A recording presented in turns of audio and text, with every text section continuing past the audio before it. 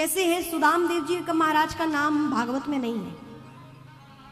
यहां उनकी विशेषताओं का वर्णन किया गया है, जिससे अनुमान लगाया कि सुदामा है, सुदामा की चर्चा हो रही है।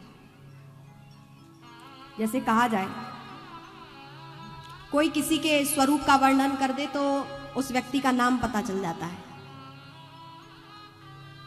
है ना, या उसके कार्य की महिमा गा दी जाए, कह दी जाए तो पता चल जाता है कि किस व्यक्ति की चर्चा हो रही है। मान लीजिए कह दिया जाए कि चाइना को बहुत अच्छे से सबक किसी ने दे दिया है, या अन्य राष्ट्रों में भारत की प्रतिष्ठा उन्होंने कर दी है।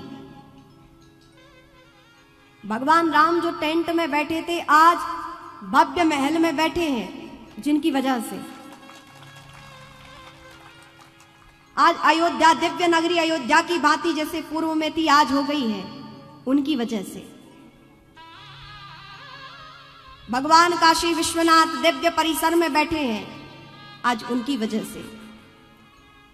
उज्जैन में आज उज्जैन लोक बना हुआ है, महाकाल लोक, आज उनकी वजह से।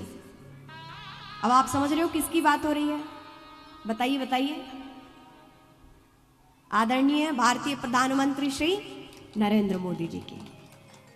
अब पूर्व में तो हमने नाम नहीं लिया था, पूर्व में उनकी विशेषता बताई, नाम अपने आप पता चल गया कि किन की बात हो रही है ना।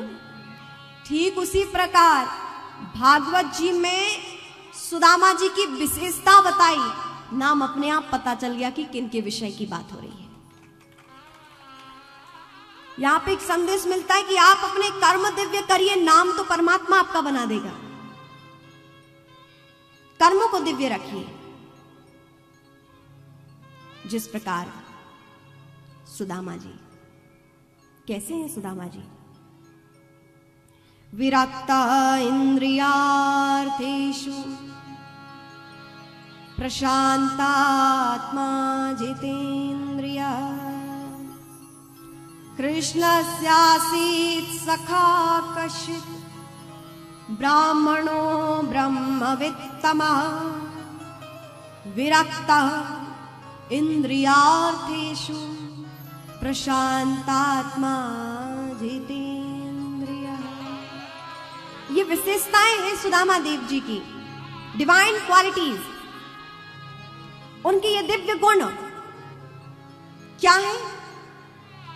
विरक्तः, विरक्ति, जिसकी प्रशांत आत्मा जितेंद्रिया, परम शांत चित्त है, परम विरक्त है, इंद्रियों पर जिनका नियंत्रण है, ऐसे ही सुदाम देव जी। और ऐसी विशेषताओं को धारण करने वाले कौन? ये कृष्णस्यासीत् सखा कश्चित्, भगवान श्री कृष्ण के बचपन के सखा है। देखिए, अंधेरा वहां नहीं, अंधेरा वहां नहीं जहां तन गरीब है। ध्यान से श्रवण करेंगे कि अंधेरा वहां नहीं जहां तन गरीब है, अंधेरा वहां है जहां मन गरीब है। बाहर से आप संपन्न हो और मन में बहुत तुच्छता निम्नता यदि हो तो क्या ठीक होगा? और भले ही बाहर से बहुत कुछ नहीं, परम शांति है, लेकिन मन में परम आह्लाद है, तो वहां अंधेरा नहीं, सदैव प्रकाश ही प्रकाश रहता है।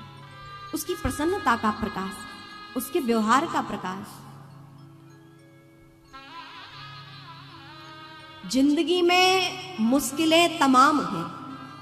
अब लोग कहें कि इतने दुख हो तो कैसे मुस्कुराएं, कैसे ठीक रहें, क्या करें, प्रश्न हो सकते हैं। लेकिन सुदाम देव जी को देखिए ना, कैसी स्थिति है जीवन में। यदि बारिश होती है तो सीधे घर में बारिश आती है, एक कोना अकेला ठीक है जहां पर सारे परिवार खड़े हो जाते हैं।